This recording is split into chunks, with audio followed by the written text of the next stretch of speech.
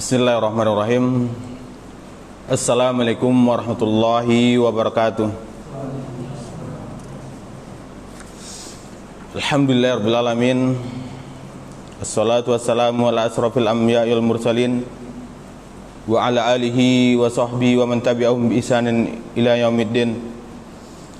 Asyhadu an la ilaha illallah wa asyhadu anna Muhammadan abduhu wa rasuluhu sallallahu alaihi wasallam la nabiyya ba'd.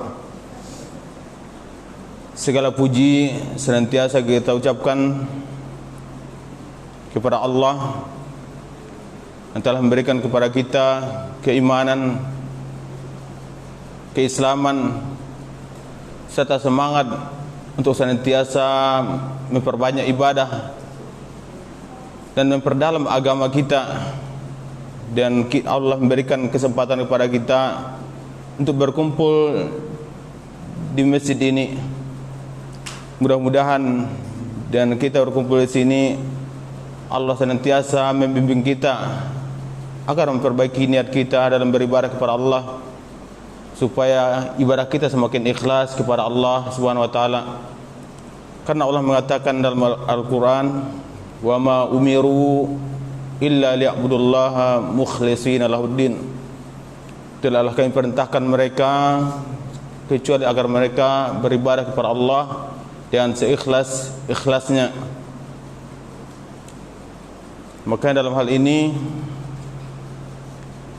hendaklah kita senantiasa memperbaiki niat kita, dan sampai niat kita salah, sedangkan kita sudah capek beribadah kepada Allah, kita sudah merasa berkorban terhadap agama ini, tapi Allah tidak menganggapnya sebagai ibadah nanti di akhirat, maka kita berlindung dengan hal yang ini. Itu makanya dalam hadis Rasulullah sallallahu alaihi wasallam mengatakan, innamal a'malu binniyat. Sesungguhnya amalan itu sangat erat kaitannya dengan niat. Innamal a'malu binniyat. Sesungguhnya amalan itu dikaitkan dengan niatnya. Apabila kita niatkan kepada Allah dan Rasulnya, maka kita akan mendapatkan apa yang kita niatkan itu. Maka hijratul lillahi wa rasulihi, fakanat hijratu ilallahi wa rasuluhnya. Saat kita tujuan kita ke sini berkumpul untuk belajar, untuk mendapatkan keridhaan Allah, dan kita berharap Rasulullah nanti di akhirat mengakui kita sebagai umatnya, insya Allah nanti akan kita dapatkan di akhirat kelak. Tapi di sisi lain, maka ada hijratu, siapa yang tujuannya di dunia agar mendapatkan secuil atau sebagian kecil dari dunia, ay imra'atin yankihuha, atau hanya sekedar untuk mencari perhatian agar bisa menikahi seorang perempuan, fakanat hijratu ila ma hajara ilaih, maka tidak dapatkannya kecuali hanya sekedar apa yang dia niatkan. Saat kita niatkan masalah dunia saja, tapi belum tentu kita dapatkan. Makanya dalam hal ini hendaklah kita jaga niat kita agar senantiasa kita memperbaiki niat kita. Pada minggu kemarin kita sudah masuk pada bab sakhawatun nafs, yaitu bab kemurahan hati. Di dalam bab ini Rasulullah sallallahu alaihi wasallam menegaskan bahwasanya kekayaan itu tidak bisa diukur dengan banyaknya harta yang kita miliki.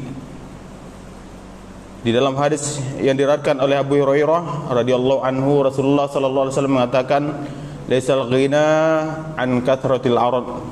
Tidaklah dikatakan kaya itu dengan banyaknya harta yang kalian miliki. Walakinnal ghina ghinan nafs. Akan tetapi kekayaan itu diukur dengan kekayaan hati kalian, kedermawanan kalian.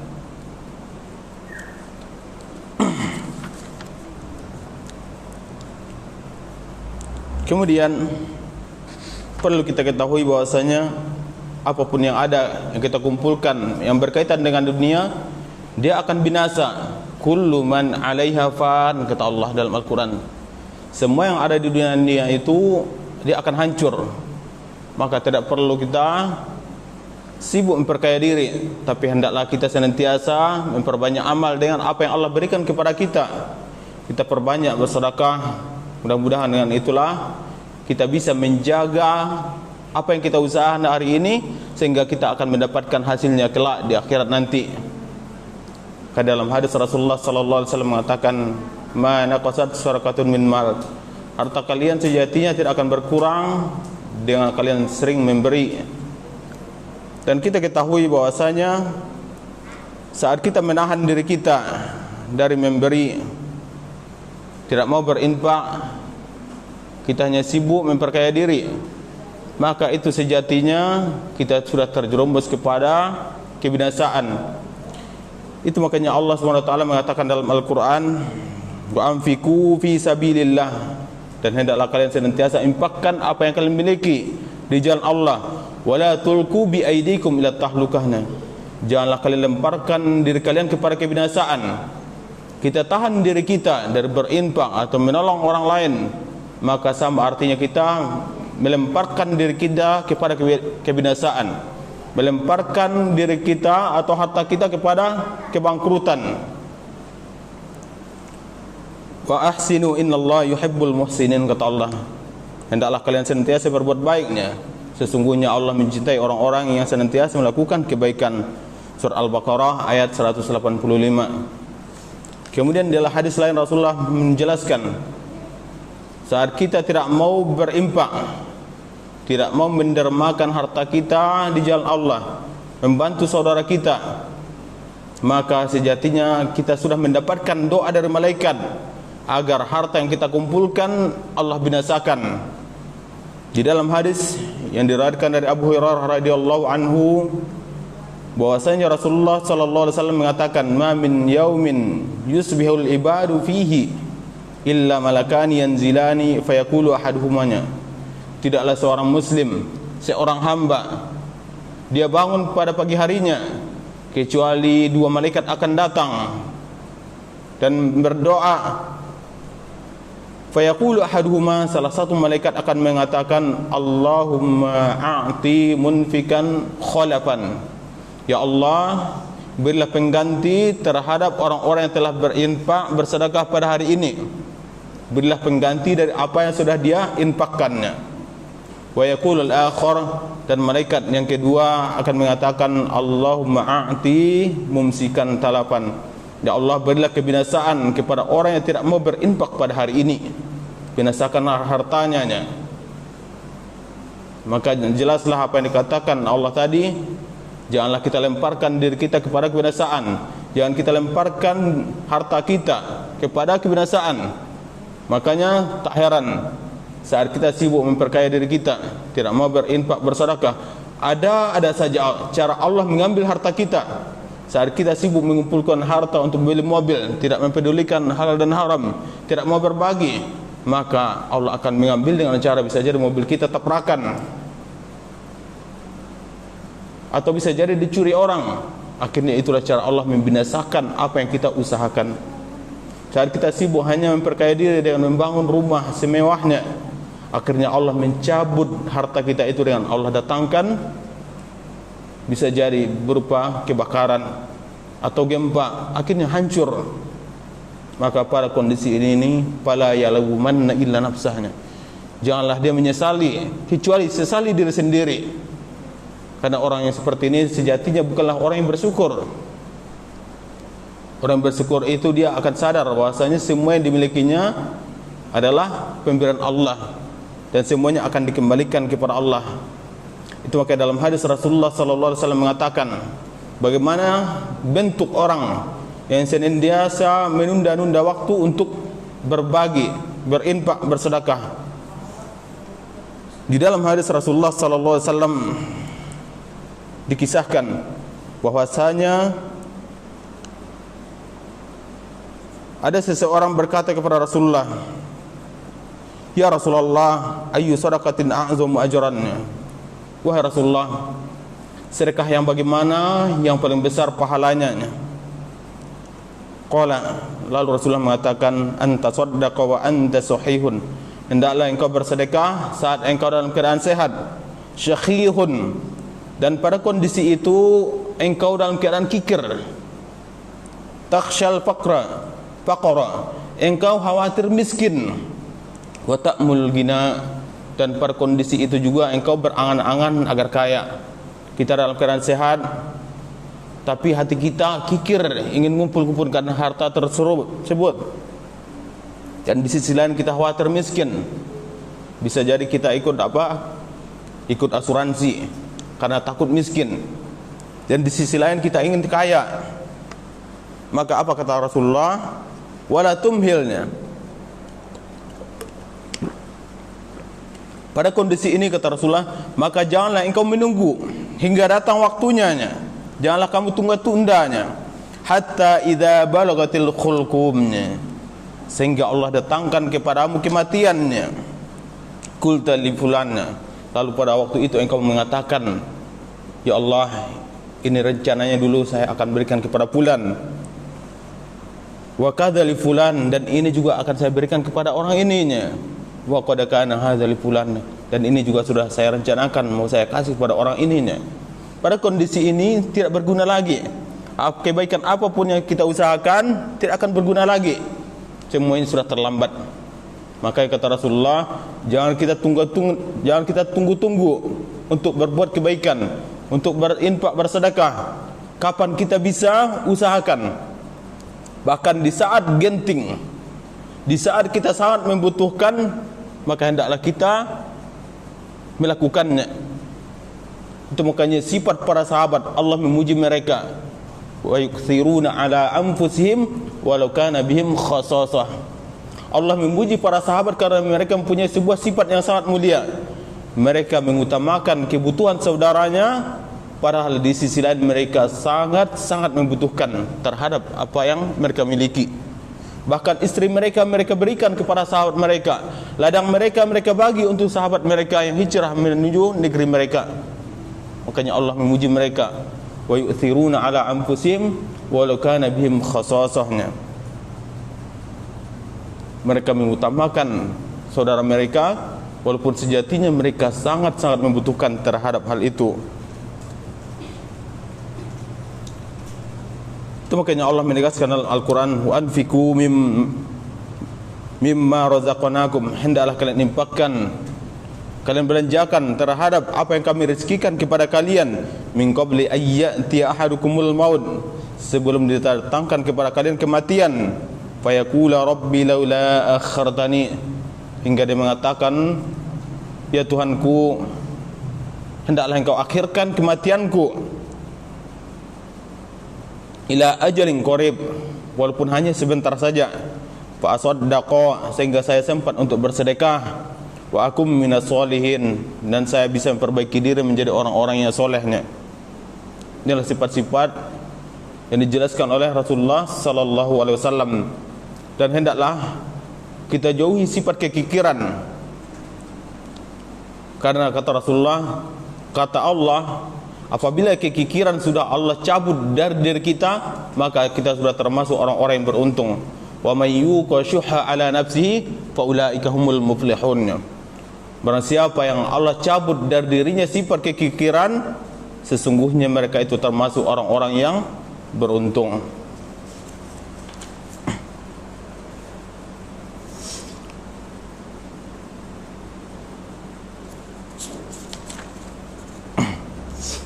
Kemudian melanjutkan materi ini, Imam Bukhari memasukkan hadis di dalam bab ini an Anas.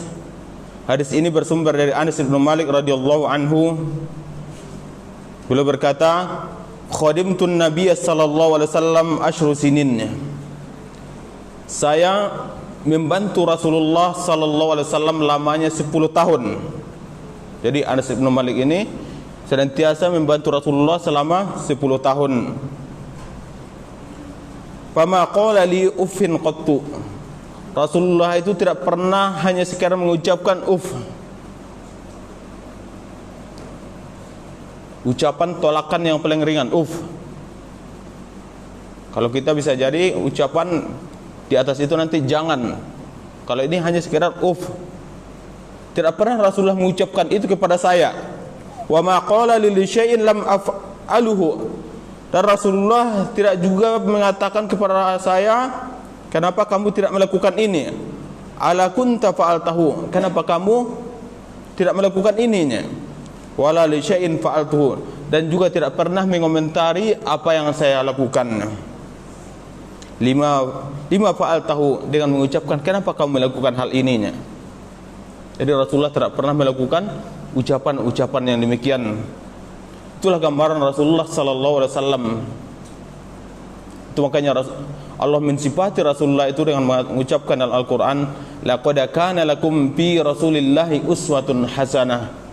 Sungguh telah ada pada diri Rasulullah itu, pada diri Muhammad itu suri tauladan yang baik bagi kaliannya, liman kana yarjullah, bagi orang-orang yang mengharapkan pertemuan dengan Allah wal yaumil akhir, dan pertemuan pada hari akhir nanti.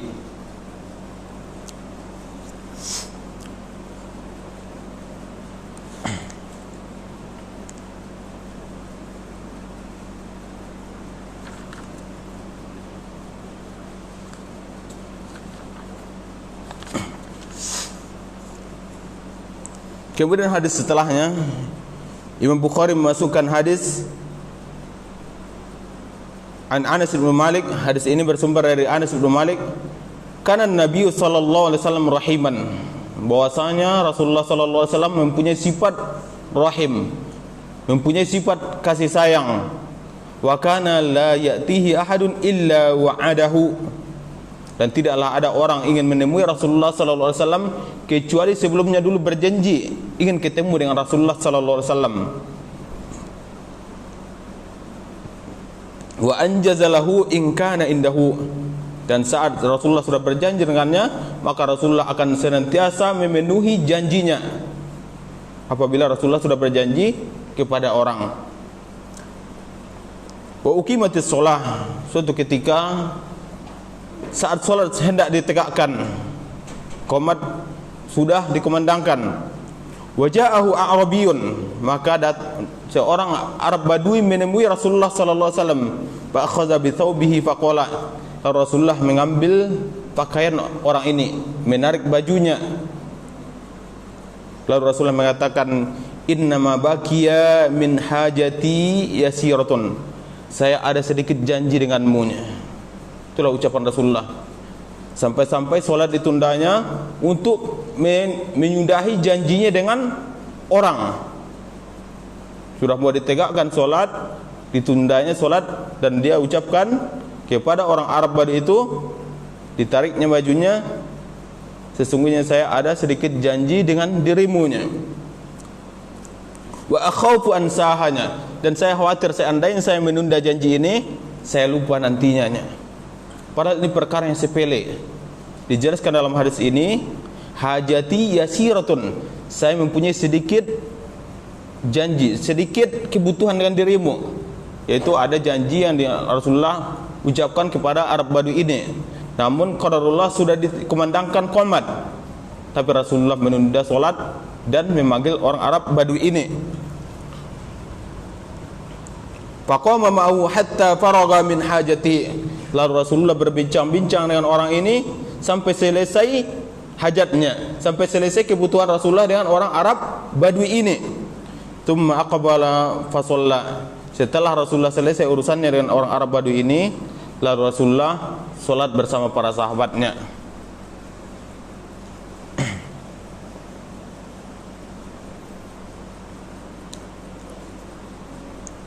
Sebagaimana kita ketahui bahwasanya Allah mensifati Rasulullah itu di dalam Al-Quran, harisun alaikum bil mu'minina raufur rahim.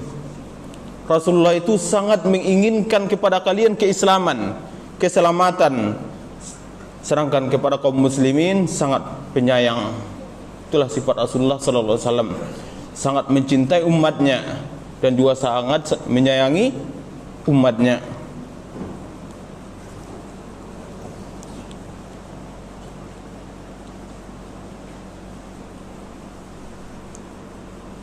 Dijelaskan Syekh dalam kitab ini, wa kana la ya'tihi ahadun illa wa'adahu wa anjaza lahu in kana indahu. Mengomentari hadis ini kata Syekh di sini, anjaza syai'u ahdarahu au qadahu lahu. Rasulullah itu akan senantiasa menyelesaikan urusannya apabila pernah berurusan dengan orang lain, atau bisa jadi saat Rasulullah itu mempunyai hajat dengan orang lain, maka Rasulullah itu akan senantiasa menyelesaikan hajatnya dengan orang lain itu. Bisa jadi berupa janji, atau bisa jadi urusan-urusan lainnya, maka Rasulullah akan menyegerakan urusannya itu. Wa hadza min rahmatihi sallallahu alaihi wasallam.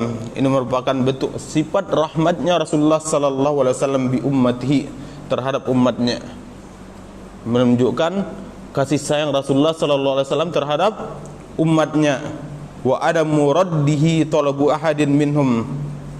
Rasulullah tidak pernah menolak salah seorang pun dari sahabatnya, dari umatnya, saat ada kebutuhan kepada Rasulullah sallallahu alaihi wasallam.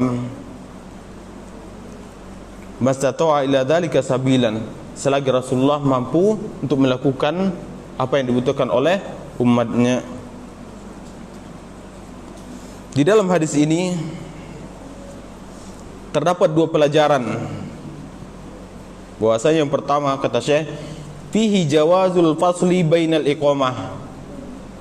Saat kita apabila imam itu membutuhkan ada hajat,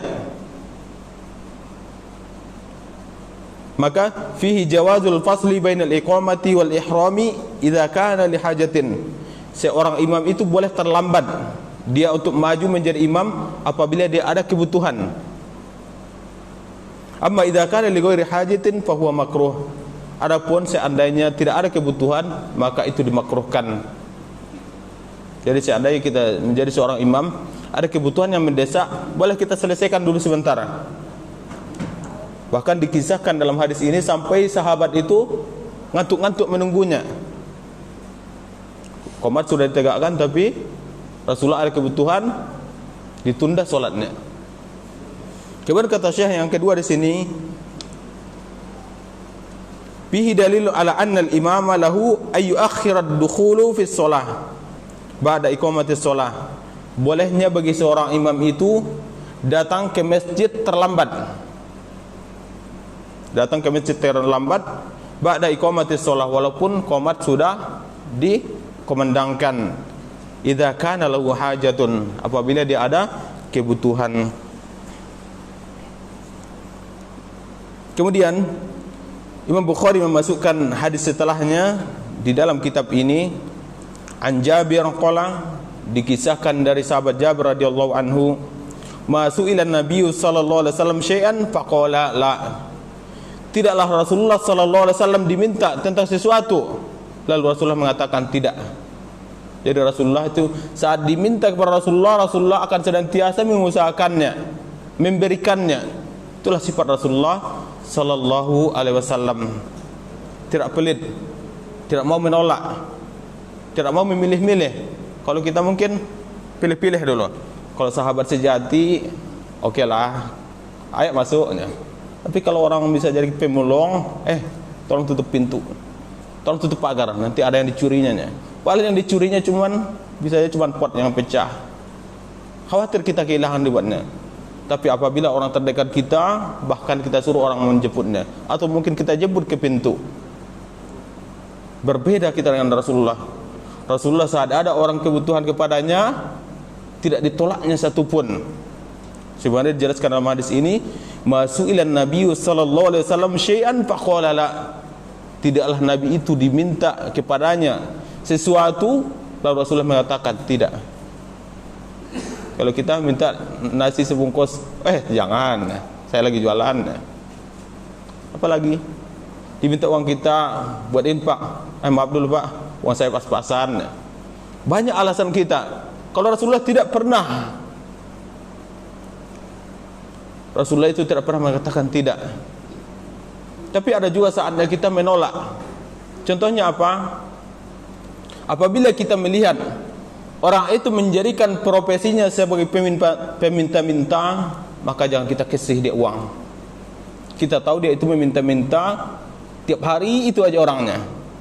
Saya kan jualan nih, saya tahu itu orang itu tiap hari itu aja mutar-mutar, mengaku orang miskin, mengaku anak orang miskin, dibawanya kotak. Datang dia di pasar itu mutar-mutar. Itu aja banyak itu yang seperti itu. Orang yang seperti itu tidak boleh kita biarkan. Kalau perlu kita nasihati, kita kasih tahu agar dia jangan menjadikan profesi sebagai peminta-minta.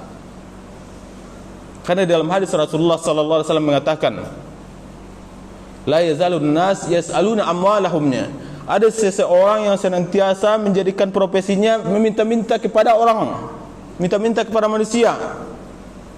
Orang seperti ini kata Rasulullah, ya'ti yaumal qiyamati ma zala fi wajhihi muz'atul lahm. Orang yang seperti ini nanti kata Rasulullah, yang menjadikannya profesi meminta-minta kepada manusia, nanti di wajahnya itu tidak ada daging sedikit pun.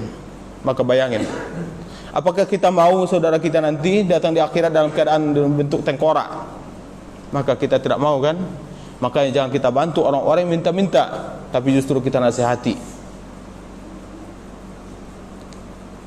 Karena kita ketahui orang peminta-minta yang rutin itu lebih kaya dari kita. Bisa jadi dia membangun rumah di negerinya, di kampungnya. Masih banyak orang yang layak kita bantu dibandingkan mereka. Insya Allah apabila kita menolak yang seperti itu, kita bukan termasuk orang yang menolak saat orang lain meminta kepada kita. Karena tujuan kita untuk memberikannya pelajaran.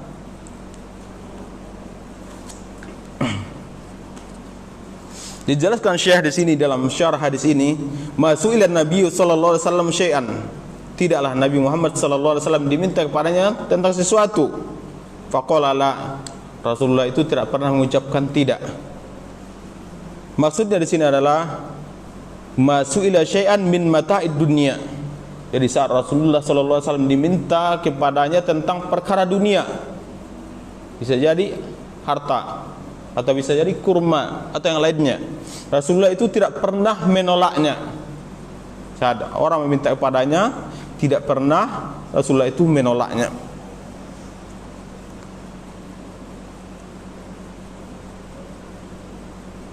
Dijelaskan juga qala al-Hafiz,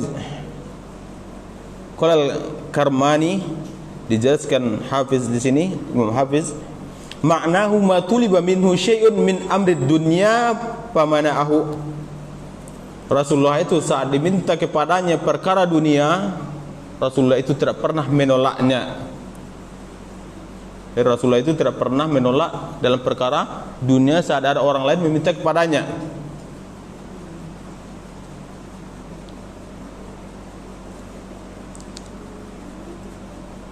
Pada suatu ketika para sahabat meminta agar mereka ikut berperang kepada Rasulullah, tapi mereka mengeluh, kami tidak mempunyai kendaraan untuk perang. Maka pada waktu itu Rasulullah mengatakan, qulta la ajidu ma ahmilukum alaihnya. Rasulullah itu mengatakan, saya tidak punya kendaraan lagi yang bisa untuk kalian tungganginya. Di dalam kondisi ini Rasulullah punya uzur, memang tidak ada lagi tunggangan. Waktu itu para sahabat meminta kepada Rasulullah, ya Rasulullah berikan kami tunggangan agar kami bisa berjihad denganmu. Maka Rasulullah mengatakan, saya tidak punya kendaraan lagi untuk saya berikan kepada kalian agar kalian bisa menungganginya. Itulah kondisi Rasulullah. Selagi dia punya diberikannya, dan saat tidak punya lagi lalu diberikannya uzur terhadap dirinya. Dijelaskan dalam sebuah riwayat. Hadis ini Sahih Muslim min hadis Anas radhiyallahu anhu. Hadis ini bersumber dari Anas bin Malik radhiyallahu anhu. Anna rajulan sa'ala an-nabiy sallallahu alaihi wasallam ghanaman baina jabalain. Ada seseorang menemui Rasulullah sallallahu alaihi wasallam dan meminta kepada Rasulullah agar dia diberikan ghanam, yaitu kambing-kambing yang terletak di antara dua lembah. Sangat banyak. Orang itu meminta kambing sebanyak itu, kambing yang ngumpul di antara dua lembah. Fa'atahu iyahu. Lalu Rasulullah memberikan semua kambing itu kepada orang ini. Padahal orang ini orang kafir, bisa jadi orang Yahudi. Lalu Rasulullah memberikan semuanya kepada orang ini. Fa'ata qaumahu faqala. Setelah Rasulullah memberikan kambing sebanyak itu, lalu dia kembali dan memanggil kaumnya. Ai qaumi, wahai kaumku, katanya, aslimu, maksud Islam malah kalian semua, katanya. Fawallahinya, demi Allah, katanya, bersumpah dengan mengucapkan nama Allah, inna Muhammadan la yu'ti ata'an ma yakhaful faqra. Sesungguhnya Muhammad itu, dia saat memberi tidak takut miskinnya. Saat Rasulullah itu memberi tidak takut miskin. Sebagaimana Rasulullah memberikan ini kepadanya, kambing sebanyak itu di antara dua lembah. Saat saya minta langsung dikasihnya. Maka dia kembali kepada kaumnya, wahai kaumkunya, masuklah kalian kepada Islamnya. Sesungguhnya Muhammad itu tidak khawatir miskinnya. Inilah gambar Rasulullah sallallahu alaihi wasallam. Begitu dermawannya Rasulullah sallallahu alaihi wasallam.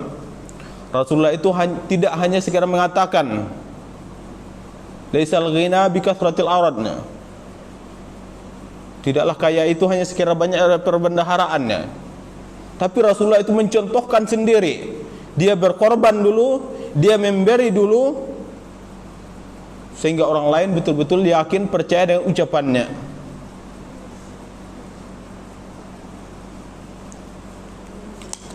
Maka kata Anas di sini, faqala Anas, lalu Anas bin Malik mengatakan, in kana ar-rajulu la yuslimu ma yuridu illa dunya.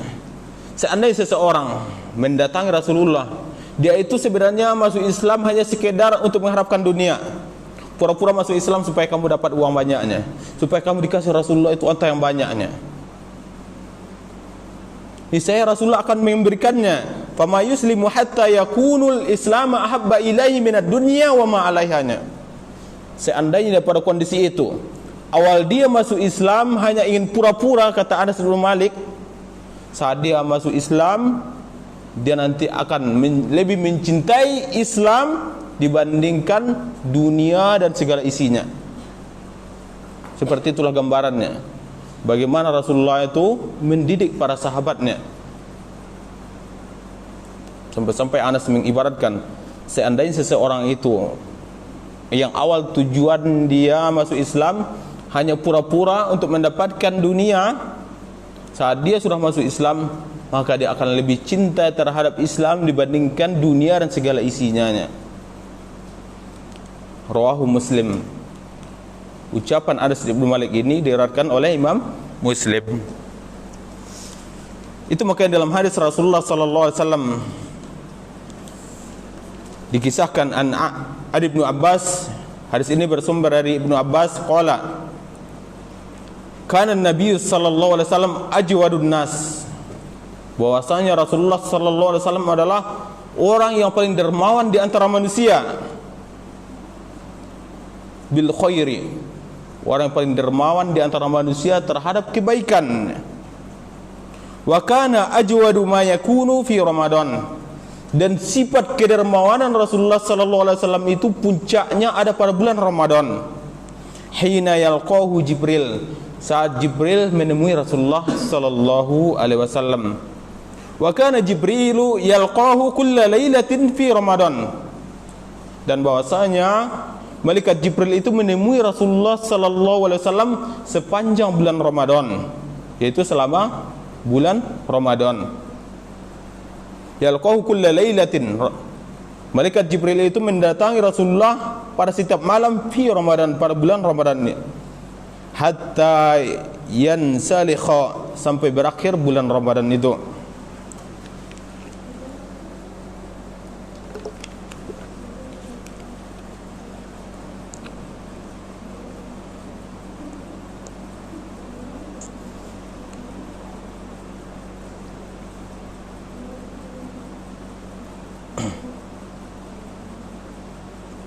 Fa idza laqiya Jibrilu kana ajwaduhu bil khair, Saat Rasulullah itu bertemu dengan malaikat Jibril, di saat itu Rasulullah itu sangat dermawannya.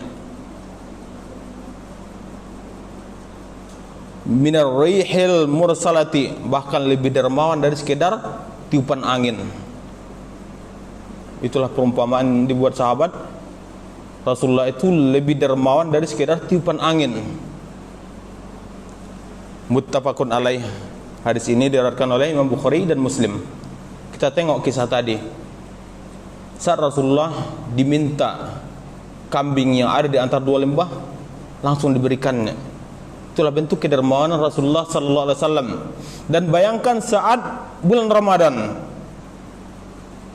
Dan saat itulah ajwadun nas. Di saat itulah Rasulullah itu paling dermawan. Kira-kira apapun yang kita minta akan diberikan. Di hari biasa aja langsung diberikan.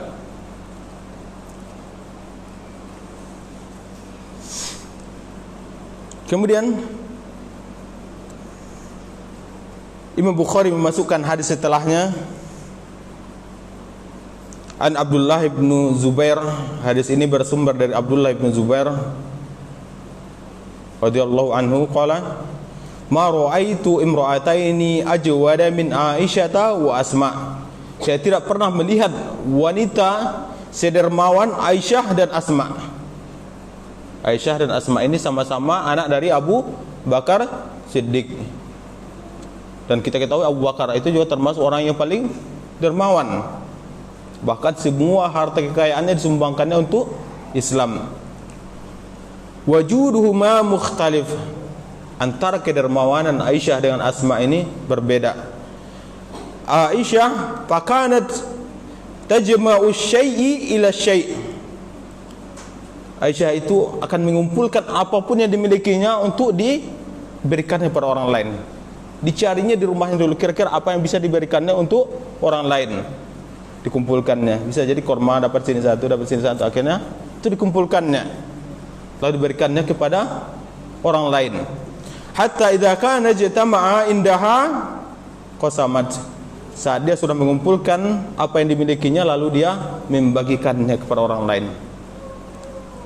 Wa amma Asma, adapun Asma binti Abi Bakar, Asma anak dari Abu Bakar ini, fakanat la tumsiku syai'an lighad. Sifat Asma ini lebih lagi dari Aisyah ini. Dia saat dia memberi, dia tidak menyisakan lagi untuk hari esoknya. Bayangin. Kalau kita kira-kira bagaimana? Maaf Pak, bareh pas-pasan untuk biswa. Beres pas-pasan untuk hari esok. Uang cuma 50.000, anak besok mau jajannya. Kita memikirkan berlapis-lapis kebutuhan untuk besok. Kalau Asma, dia tidak memikirkan untuk hari esok.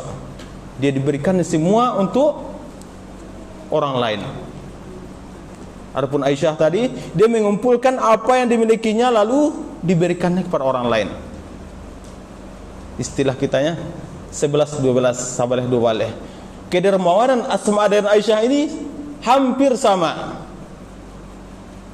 Asma dia tidak menyisakan sedikit pun untuk hari esok.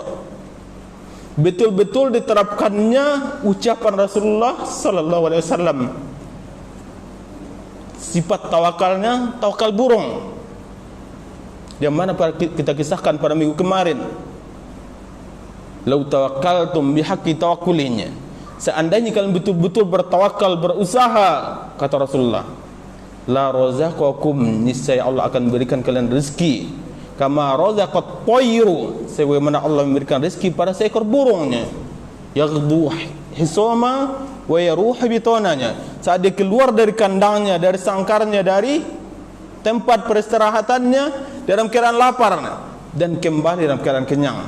Dia tidak memikir untuk besok, dia tidak menabung. Pernah kita tengok sangkar burung, ada enggak disisipkannya untuk hari esok untuk anaknya?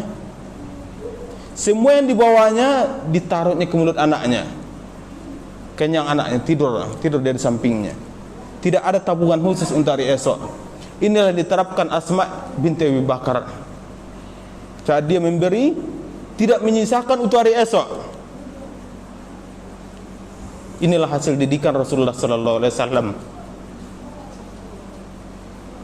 pertanyaannya, kita didikan siapa?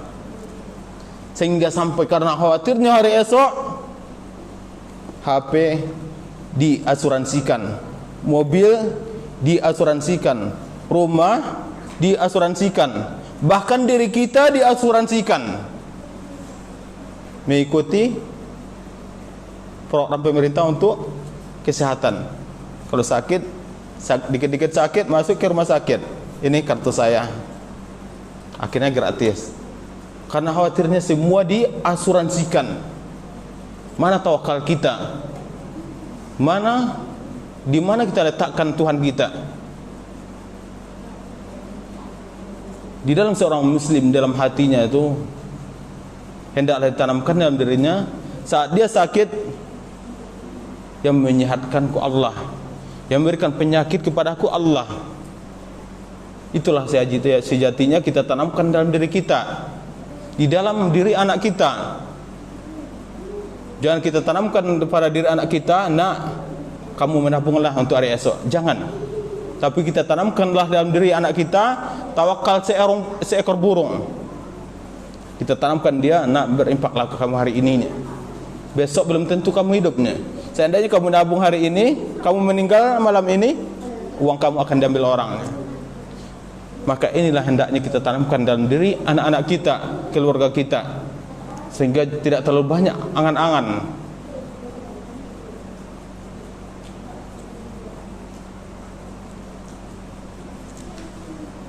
Dikisahkan bagaimana Aisyah memberi.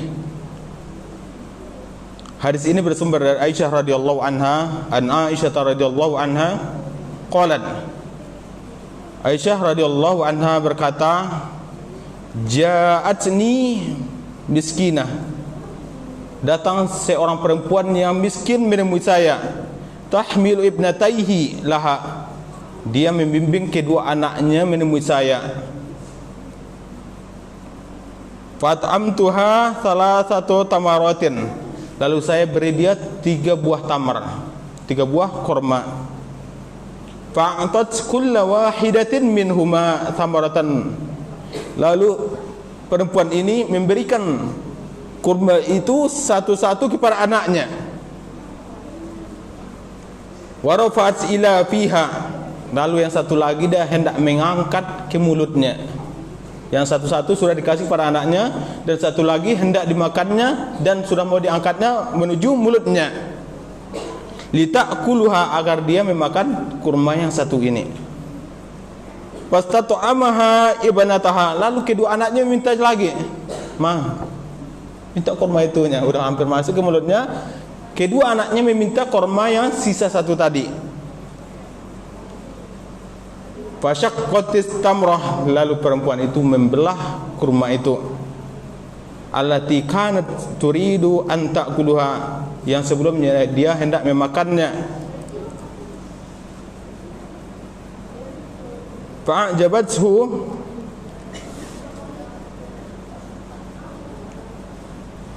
maka pada kondisi itulah Aisyah terheran-heran, takjub dia melihat sifat perempuan ini.